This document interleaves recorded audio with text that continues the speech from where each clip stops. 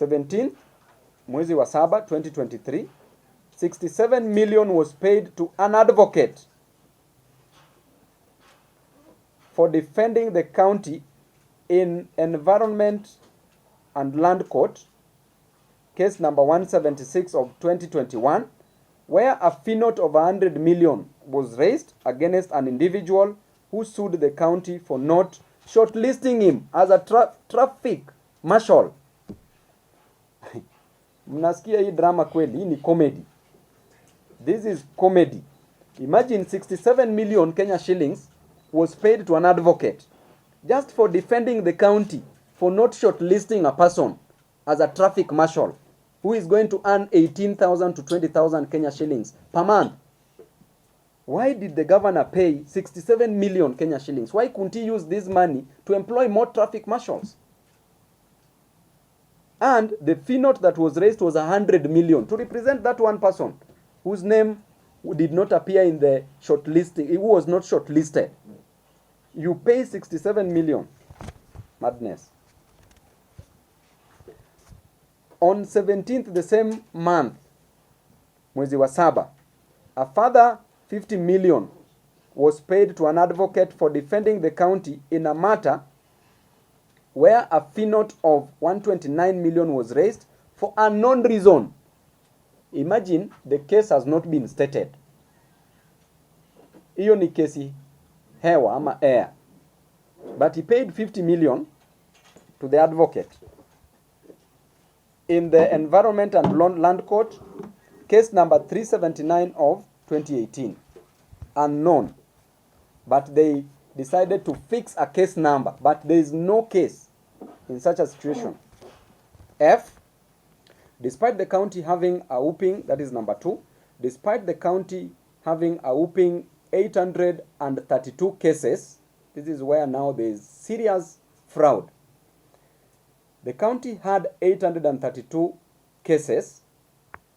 A mere 11 advocates were owed 10.7 billion Kenya shillings. 11 advocates owed 10.7 billion Kenya shillings in fees, and a further 121 advocates owed another 10.2 billion Kenya shillings. Hence, legal fees for 132 lawyers stood at 20.9 billion Kenya shillings. So, you want to tell me that Sakaja has already paid 11 advocates 10.7 billion Kenya shillings. It means that every advocate was pocketing 1 billion, close to around or approximately 1 billion Kenya shillings. What is the governor doing? That is found on page 6. The county has not resolved audit issues raised by the previous audit report. Number 4, the county did not report the various funds being run by the county, e.g. disaster fund, and there you had what happened even in Embakasi East constituency when there was serious disaster resulting from the gas explosion. A budget of 285 million disappeared. Not even a shilling was used to help any of the victims from the county government. Not even a mattress, not even Piriton was bought to give my people to sleep so that they could not feel the pain.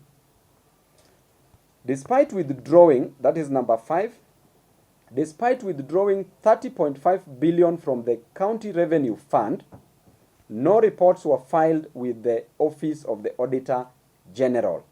Remember, 30.5 billion was withdrawn, but no report filed.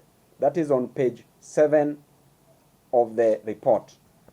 Number 6, Nairobi Pay, the absolute revenue management system vendor, operates without a valid contract.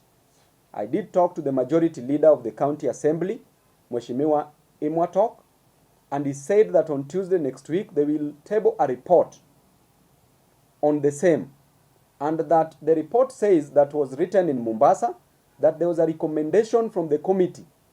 The MCS said that the governor should be prosecuted. That is what the decision was. And that report, as we speak, Governor Sakaja is working so hard so that the report is not tabled next week on Tuesday. We'll follow it up.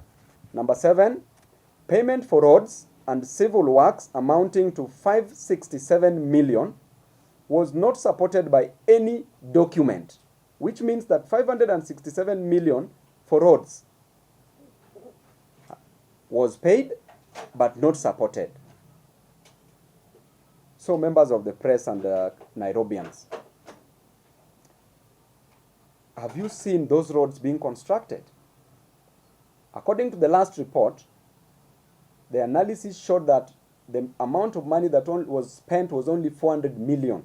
But here, that is for all the development that Sakaja did.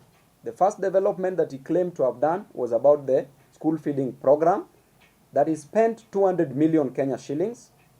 Then the next one was the Dandora Stadium, which was a continuation, that he spent around 33 million.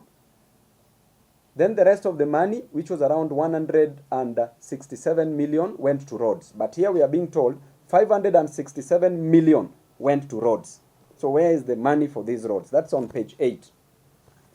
Number 8, the same contractor who failed to finish 3 dispensaries in 2020-2021 at 869 million was given another contract for Mama Lucy Hospital at 344 million by Governor Sakaja, and since he has abandoned the project after pocketing 165 million Kenya shillings, which he has been paid, that is found on page 8.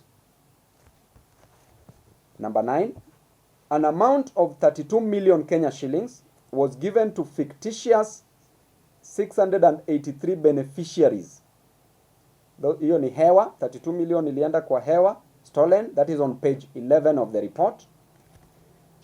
Number 10, despite buying vehicles for 100 million only, the county government paid 771.6 million to vehicle vendors, those who are selling vehicles. 671.6 million in excess of the 100 million that was budgeted for. So that money has been stolen. Remember, the vehicles were supposed to be bought at 100 million, but the amount of money that was paid to the person who was selling the vehicles was 771.6.